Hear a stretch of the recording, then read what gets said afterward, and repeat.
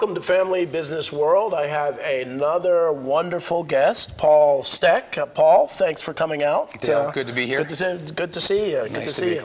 Be. And this is particularly interesting because you are part of your business is part of the business that makes things better, you know, as they say. That.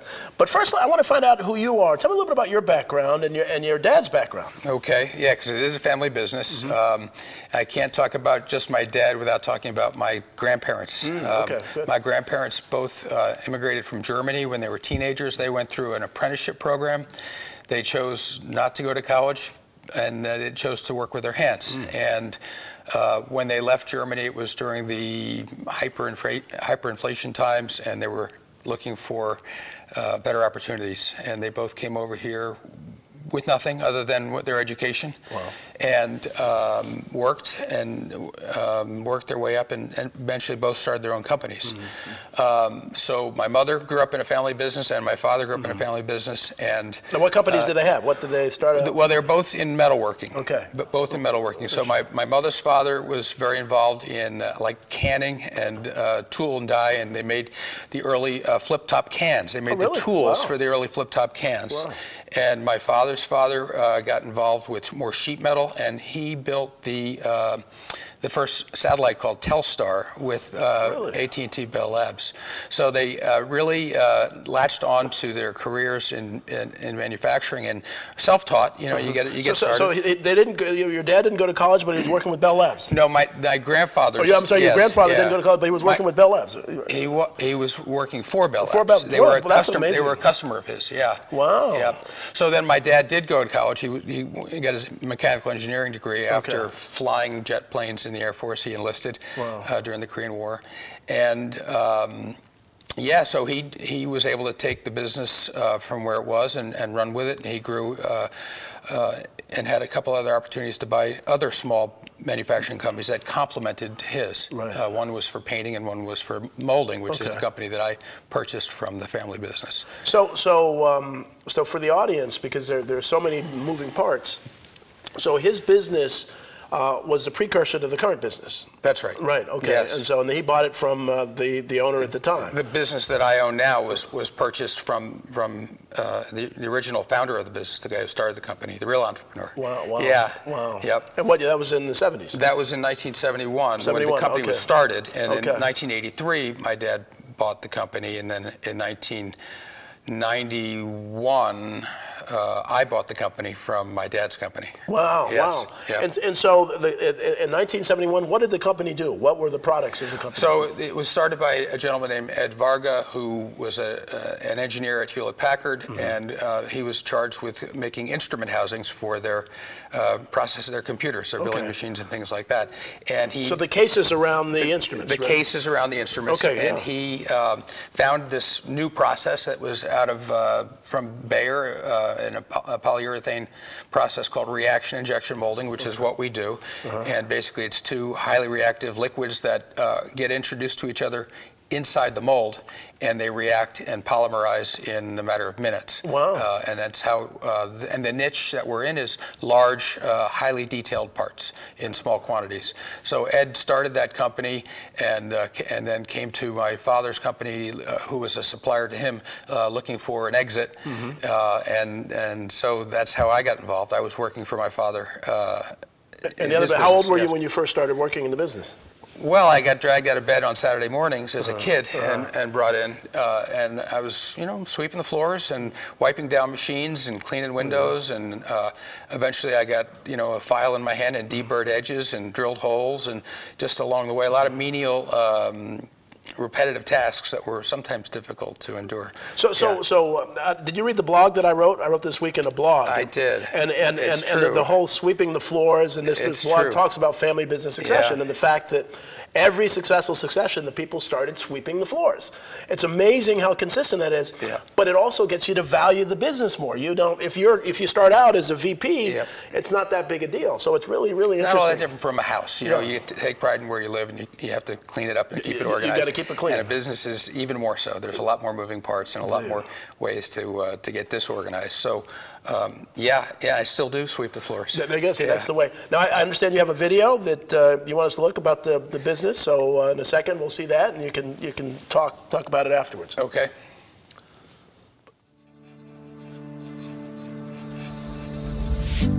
Exothermic Molding, a pioneer in the reaction injection molding industry, has been providing high-quality products and services to the medical, electronic, and lab instrument market for almost 50 years. Exothermic provides reaction injection molding services to medical device and laboratory instrument manufacturers. Those products tend to be large in size, highly designed, and have very high-quality finishes, and that is our specialty. The company has invested in a modern, state-of-the-art facility with computerized PLC machinery and other proprietary technological advancements. We offer reaction injection molding of large and complicated parts from concept all the way through to create.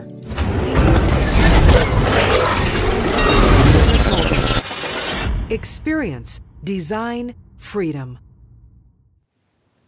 That's a great video. Talk us through the video, if you would. Well, basically, it shows our little company, about 10,000 square feet, and the people that work there. And it's highly labor intensive, and we really have to work very closely with our people to make sure that they do things correctly, and they're really our most important resource. But your big machines, your multi-million-dollar machines, but you're saying the people are really the most important. That's right. Yeah, that's right. And that's what a lot of people don't realize. One of the reasons that I do this show and really talk about family businesses is that so often politicians think that family businesses are not employee friendly. But they have to be. You can't afford to have people leave you for someone else. So you treat people better than other people. Talk a little about that.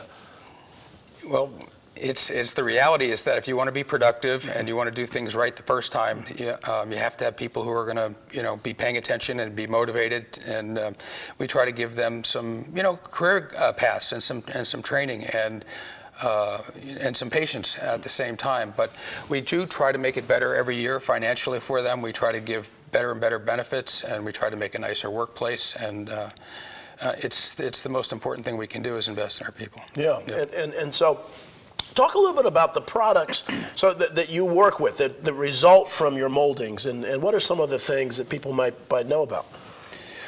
Well, right now our newest project is a job that is for a robot that's going to be delivering for FedEx instead of people. Wow. It's proposed. We don't know if it's going to succeed or not, but a lot of it is R&D related, and some of the products that we make don't ever go anywhere, but a lot of things are medical devices, laboratory instruments, things that are highly designed, and so we work from the design phase with the designers all the way through designing molds, making the molds, processing the parts, and even assembling. So the casing, so if we were talking about a robot or something, you would make the casing of the robot? That's right. Interesting. Yep. Wow. Make it look good. Yeah. You make it look good. Yep. I mean, do you have the capability of making it look like a human?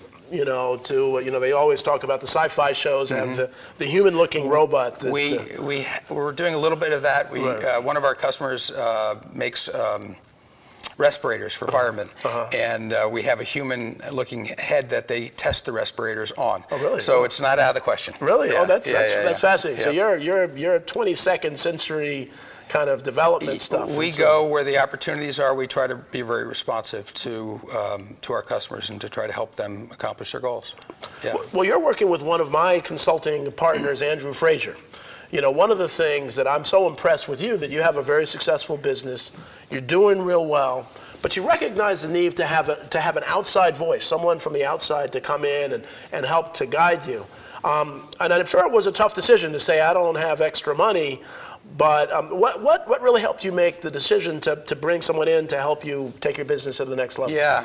Well, business is a lot about surviving, and I survived getting the kids through college, and having survived that, life changes, and I looked at the business a little bit differently because at some point we're going to exit, and I want to make the company more valuable. Not that I'm planning on selling it, but I wanted to accelerate the progress that I was making, and I couldn't do it by myself, and I had to look for help. That's an important point. So many businesses don't think about the valuation. You don't have to want to sell a business to really pay attention to the valuation. And I see so many businesses, the only value is the CEO. Yep. Instead of really looking to build value along the way. So it's not about selling. So you're ahead of the game in doing that. I believe that if you're not planning to sell the business, even though if you're not structuring the business to be sold, you're not really creating value. Maximizing the value. Yeah, and that's one of the nice things about a family business is you can create value, you can create wealth, but you have to do it in such a way that there's a market. You're catering to maybe the market of buying and selling businesses at the same time as supplying a service. As supplying. Yeah. And I want to talk a little more about hiring, hiring a consultant. But your background now you started out sweeping floors. Where'd you go to college? I went to Cornell University. Wonderful, Cornell. Yep, I should have been a mechanical engineer, but I just did the undergraduate business route. BA economics or finance? Bachelor of Science. Science, yep. okay. Yep. In economics and agricultural economics. Okay. In the ag school there. Oh, interesting. Yep. Okay.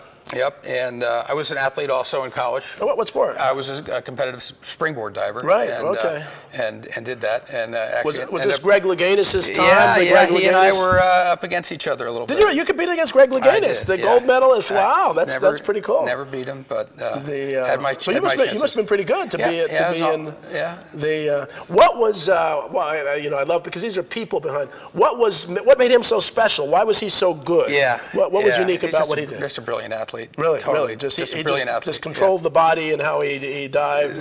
Very strong. Comparison to like a dancer would be like Baryshnikov. Just out of reach for most people. Just had that. Okay, so you did that, and what did you do right after college? After college, I got my Series 7. I thought I wanted to be a Wall Streeter, and I was involved in financial services. I decided I didn't like that, and I was talking to my dad, and he said, well, why don't you give the family business a try? Because I'd been working all along the way part-time. Right. And he said, if you don't like it, at least you gave it a try. Right. And so I did go back to work, and it was a humbling experience because it wasn't doing financial things, and it was really doing physical things and working with my hands, and it did get a little bit boring, and there were some trying times, but it really took off for me when I had an opportunity to run a company that was not doing well, and I was able to actually change the direction of the company's finances, and that became very rewarding for me. So I started looking at business as more of a something that was sustainable, something that you could build, and for me it was a lot of managing at first, and now I'm looking at it a little bit differently. Interesting. Yep. And so your dad didn't put a lot of pressure on you. He did not. He did not. Yeah. Well, we're going to take a commercial break, and we'll come back after the break. Okay.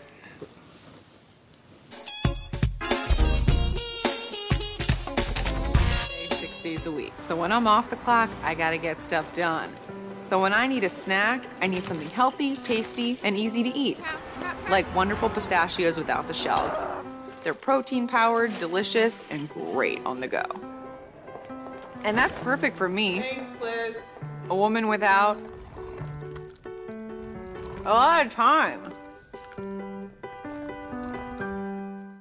Whether you're a gourmet cook or just want to eat like one, visit Rostelli Market Fresh, your home for the freshest, locally sourced ingredients to please everyone who loves great food. Our organic meats, quality seafood, and free-range poultry are cut fresh to order. Chefs create culinary-inspired prep foods made fresh every day, which pair nicely with our vast selection of fine wines and spirits. Choose from handmade pastas, artisan cheeses, organic produce, and grocery items, all from the finest purveyors. Rostelli Market Fresh, from our family to yours. Our most valuable resource is our people, our staff, our employees. We've had people work here for 40 years. We constantly try to help them develop their skills, and we constantly try to support them with the best benefits that we can. It's our whole philosophy is to invest in our people. What I love about Exothermic in the 9 months I've worked here, they give me a chance to succeed. They're not only interested in improving the company, they're also interested in improving the individual successes. I started out in the sanding department back in Sand Patch. One of the things I like most about Exothermic is that we're treated more like a family than just employees. The example of growth that's happening, it's a company that's going somewhere. I've been working for Exothermic for now 39 years, different cultures, different backgrounds. Exothermic Molding. Experience, design, freedom. we have, that was a great commercial. Thanks for sharing that with the audience. And you have some more things to share that, and so I'd love you to talk some of the pictures that you brought here to kind of explain more about the business to the audience. Yeah, the video was about careers, and we've talked about how important it is to have a supply of people who you can train and they can become valuable. And then as we look through the parts, I can explain that a little bit too. But the parts are very labor intensive. There's a lot of handwork on them. The closest association I could make would be to auto body. And it's hard to scale auto body. It's so hands-on. So these are parts for a company that does things for dermatology, and it was film-based, and they moved into digital realm, and now they're making 3D images out of photographs for people for plastic surgery. And it's very interesting to be able to keep track of your customers and follow their technologies. Interesting. I wish I could invest in some of their technologies. That's state-of-the-art stuff. I mean, you're seeing the next gen of products that most people won't see. That's right. That's right. Do you have another? I think there's another picture. Okay, so we've been getting involved in new materials. There's a new material that we're just starting. We're first on in the country for our little niche, and the material got a Nobel Prize in chemistry. Wow! And it took us some doing to get the machinery in place to process the chemistry, because it's got unusual ratios of A to B. I don't want to get too technical, but it is a very, very tough, groundbreaking material, and it has some ballistic. And it's plastic. It's plastic. It's as hard as metal, almost as hard as metal. It's just really durable. It's really tough material. Really. So that's our new area. We think that the company that sells the material is called Materia, and their material is called Proxima, and we're trying to promote that with our new customers. And is it tough enough to stop a bullet? It is. Really? Yep. Wow. Yep. Wow. It's amazing what they're coming up. I mean, and as you see the development technology, anything's possible. It's a real challenge because technology and things are changing faster and faster, and you got to make decisions. And one of the things in our small business is that you have to invest a lot every year. You have to continually invest in equipment and technologies, and it's kind of funny to see how even the offices have changed from the big box monitors to multiple screens on each desktop and all that. But the technologies are changing, and we're constantly investing. And you have to. And I often say that if you're not moving forward, you're moving backwards in the business world. You've got to be innovative. And the reality is, small can be much more innovative than big. One of the things, and my audience has heard me talk about, there's such an allegiance to big companies that move very slowly. And that hurts society because we don't have the innovation. We need to start supporting the family and small businesses out there. And that goes back to hiring an advisor. I mean, I'm creative and I try to do things that are innovative, but that takes me away from running the business. And so I needed an advisor to help me to structure, levels within the business and reporting functions so I could keep track of the numbers, and we could sort of make it more sustainable without me as I went into new directions, which is more interesting to me as we've gotten through different stages of the business. So having hiring an advisor is very similar in concept to investing in technology. It's just investing in the business, and in this case, my advisor, Andrew Frazier, knows a lot more about certain things of business than I do, and he's been very helpful. And Andrew, as I said, I mean, we've worked with Andrew a lot, and he has a small business pro, and I'm going to talk to him on my next show. But one of the things, too, that I think is important is that every family business and small business should entertain consultants. You don't have to hire them. And you may not even be ready to hire them, but it's important for them to come in and give you some ideas on how they can add value to your practice. Too many are saying, I don't have any money, I'm not going to talk to anybody. But sometimes you really can't afford not to. And so I applaud you to be willing to listen to, and I don't know if the first time you met Andrew that you were ready for it or not, but that's so critical. It's true. You don't have to spend a lot to have an advisor.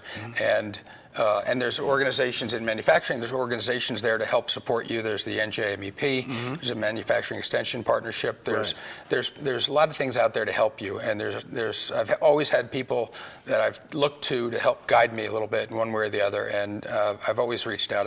You just can't do it by yourself. You just can't do it by yourself. And so I'm always looking for help.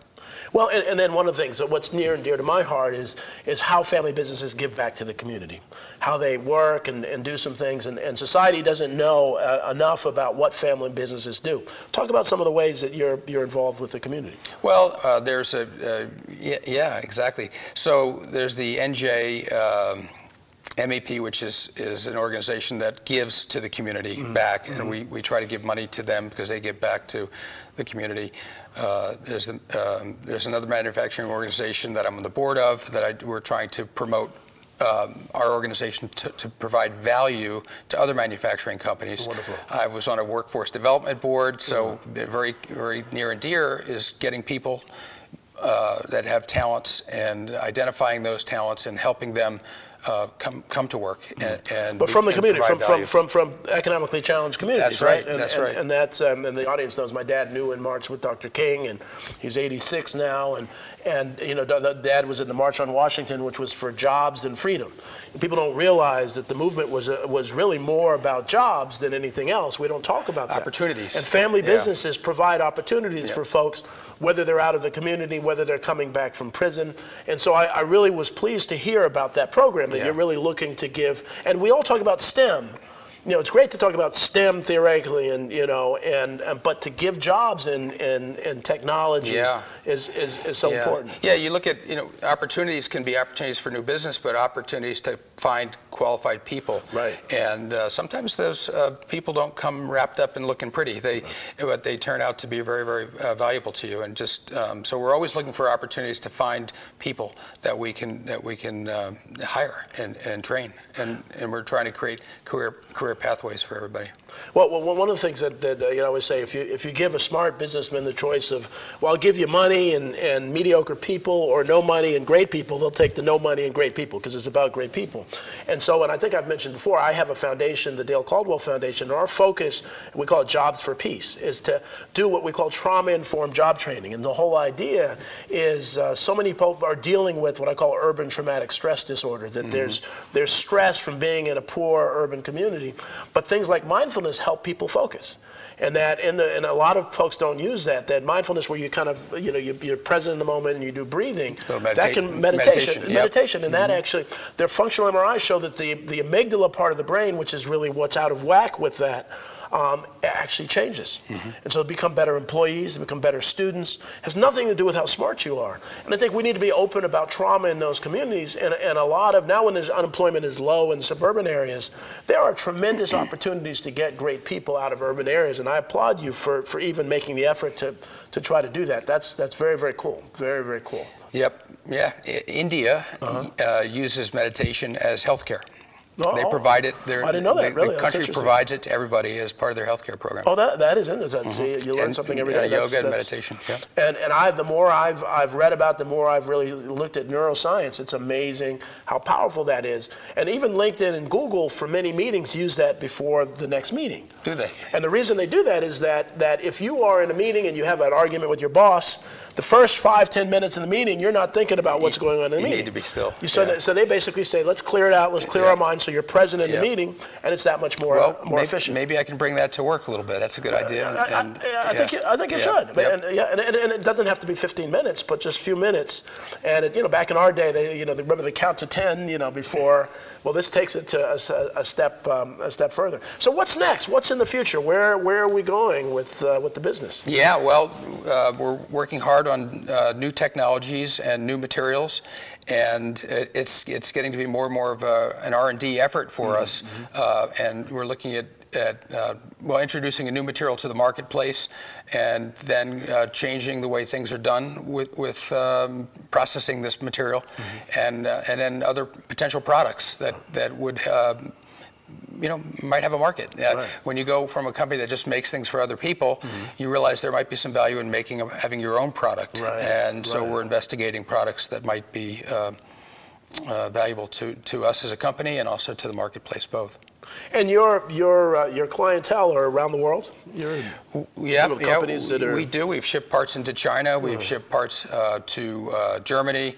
And then a lot of it's domestic. Right. And that's what a lot of people don't realize, is that so many of the businesses that are in, a place like New Jersey or New York, or are really, many of them don't even have many clients in the state. Many of their clients are around the country and around the world. Yeah, it's more and more of a global marketplace, and and I'm interested in the possibility of setting up another business in other parts of the world, because we might have something to offer. Right, Yeah. right. Yeah. And you had talked about some other products related to domes and all that. I mean, it's just Yep. Plastic domes for many purposes, residences or things where you can grow your own food supplies, deployable shelters.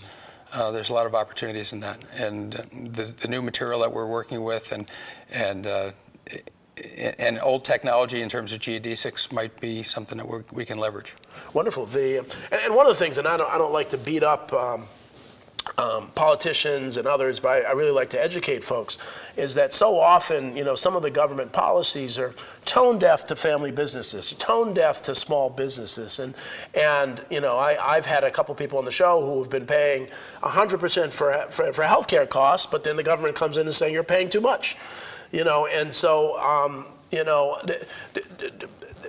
do you have time to do anything to kind of support the cause with government about regulations or other things? You're just focused on your business, right? I'm focused on my business. It would be nice if healthcare was less expensive, certainly, and you wonder about how big business influences government policy.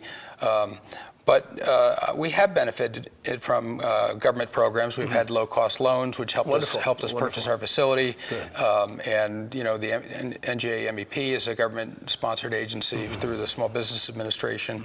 So we do benefit from some government programs also. So it's not all just paying taxes. Yeah, no, it's good, and there's some wonderful programs, and as I've said many times on the show, that half of the gross domestic product in the U.S. are family businesses, and that really more than 60% of the jobs are family businesses. Yet so often we hear we're going through all sorts of political elections every year. There's something, and we hear about big businesses and unions, and yet this part of the segment of the world is forgotten. And so we really need to support that. Now, some have said that providing subsidized health care to family businesses and small businesses is really a way to really have health care for everybody. So, well, Paul, I think we're at time. These things go really quick. I want to thank you so much for your time. Dale, it was a pleasure to join you here today. And it's an honor to have you, and good luck with your business. Thank you very much. Excellent. Take care. Bye-bye.